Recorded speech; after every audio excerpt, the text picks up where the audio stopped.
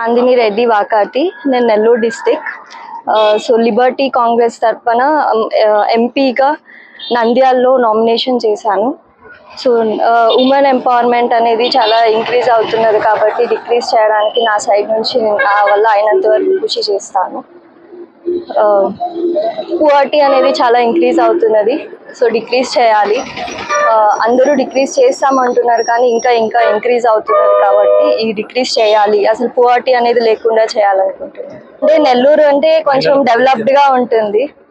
So Nandyal side నుంచి చాలా ఉమెన్ని తక్కువగా అంటే అంత ముందుకు రారు. సో అందుకని నంద్యాల సైడ్ నుంచి వేసాను.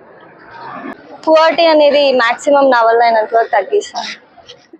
చైతన్యం తెస్తాము. 53% ఓటింగ్ ఉమెన్కి ఉంది కాబట్టి ఉమెన్ సైడ్ నుంచి నా వల్ల అయినంత వరకు నేను చేస్తాను.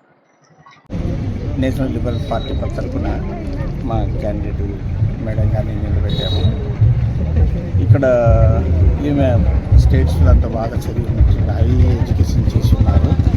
ఇక్కడ మన ప్రాంతంలో పేద బలహీన వర్గాల వారికి తనకు చదవనేది ఏదైనా చేయాలన్న ఉద్దేశంతో ఈమె వేరే జిల్లా అయినప్పటికీ ఇక్కడికి వచ్చేసి తన సేవలు అందించాలన్న మంచి ఉద్దేశంతో ఇక్కడ నామినేషన్ పార్లమెంట్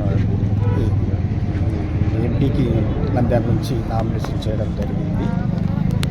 తదుపరి ఏమంటే ఇప్పుడు టైం లేదు కాబట్టి అంత టెన్షన్లో ఉండడము ఆ పార్టీ తరఫున దీన్ని కూడా బలోపేతం చేసి ఎక్కడైతేనేమి పేదలకు తమ చేయవలసిన సేవలు పేదలకు అందాలి, అదే ప్రధాన ఉద్దేశం.